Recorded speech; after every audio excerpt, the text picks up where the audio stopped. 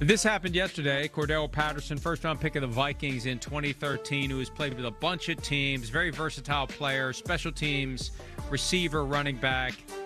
Pittsburgh Steelers release old, washed-up Cordarrelle Patterson on his day off. Ouch. And they haven't announced it yet. I don't think they have, but we'll trust Patterson. Source, Patterson. I was fired today. Well, I mean, I think it's, and I know he's making a joke here, and he's had an unbelievable career, like you've talked about, being a journeyman, a special teams, a receiver, a running back. I mean, just does it all. And that's why he's been awesome. I mean, the fact that he's on the 2010s all-decade team because of his special team prowess and all that is impressive as it is. But, geez, I mean, I look at it some days ago, it's better than getting cut on a day of work. I mean, day off, at least you didn't have to go in. You just had to stay there.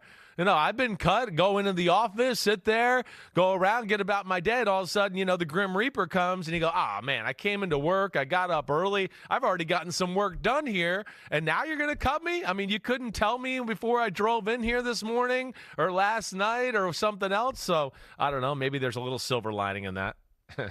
Isn't it usual, though, when they're going to cut a guy, they bring him in to meet with the coach? They usually do. May have happened. Yeah, they usually do. Usually, most times, that's the way it goes down. Hey, we're going to release you. Why don't you come in? The GM wants to talk to you. The coach wants to talk to you, whatever. And I would have bet that's what happens here, too. Whenever they make that official, or maybe it's already happened either way. But I think he'll land on his feet somewhere. Somebody's going to want him on their special teams. He was due to make $2.8 million this year with the Steelers. He made $3.2 last year on a 2-year, $6 million deal. His time in Minnesota was a disappointment overall, and they didn't pick up the fifth-year option. He was a great kick returner. He just never really flourished as a receiver, and they knew he was a project when they drafted him. That was the year they had 3 first-round picks. Xavier Rhodes, the defensive tackle who was like a top 5 guy who fell all the way into the 20s, whose name I can't remember. Oh, it's going to kill me. And Gary will look it up. He was like 24th overall pick. He was a guy they were pegging to go like top 4 or top 5, and for whatever reason he fell. And then they came back in to get Patterson at number 29. But he was a 4-time first-team All-Pro, which is a big deal. It is. As a kick returner. And then I remember the year they didn't pick up his option, Chris. He threw himself into everything. He was on every special team. He's the gunner on the punt team. He did it all. And that unlocked opportunities for him with other teams. He won a Super Bowl with the Patriots. He played for the Raiders. He was with the Bears. He was with the Falcons. There was a time with the Falcons where, he was a contributor. Definitely. And he had, in 2021, he had 1,166 yards from scrimmage. Not special teams. Receiving and rushing, 1,166, 10 touchdowns that year. So he had some moments in the NFL, and above all else, he was a great kick returner. Sharif Floyd. Yeah, that's it. There it is. 23rd overall pick. Wow. Sharif Floyd. Jeez, good first round by your Vikings there. Way to go, guys. Xavier Rhodes was good. Yeah, he was. He was pretty good there for a while. He did. He had a good run. I'll give him that. Cordarrelle Patterson was good, too. He was just a raw wide receiver. He is a specimen.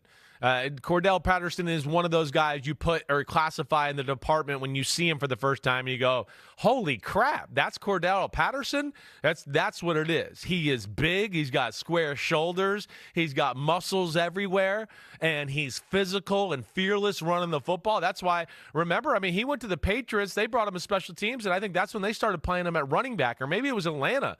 And it was just like, wait, look at this big sucker. He runs. He's big. He runs hard. He's not afraid of contact. The hell with the receiver. Let's put him down at running back. That's what kind of player he is. But to be, first team All-Pro 4 times, or as special teams, hang around the league as long as he has, just because of special teams and not even because of the position he was drafted at receiver, I think speaks to the kind of specimen he is still currently here in the NFL.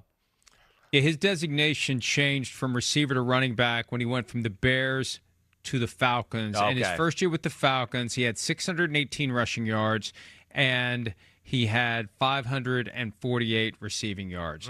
So he was like that Swiss Army knife that could do a lot offensively, and he was very good with Atlanta for 2 years. The third year, it wasn't great. He played less. That was when Bijan Robinson showed up as a rookie, and you had the crowded house with Tyler Algier, right? There were too many mouths to feed in that offense, and and Patterson ended up being the guy who suffered from it from the standpoint of his opportunities. And last year with Pittsburgh, it wasn't. He missed some games. He had some injuries. And look, he's 34. You're stretching the rubber band beyond its capacity when you're talking about running back and receiver, especially running back when you get that deep into your 30s and decent amount of wear and tear. But like you said, there's somebody out there with the new kickoff rule where the touchback goes to the 35 and there's going to be more balls in play. Hell yeah, somebody's going to sign him to be their kick returner. Hell yeah. Yeah, I would expect that too. There's still value in that. It might take some time or whatever, but he'll end up on a roster somewhere and contributing on special teams. Hi, it's Mike Florio. Thanks for watching PFT on YouTube. Hit subscribe for the latest news and analysis from Pro Football Talk.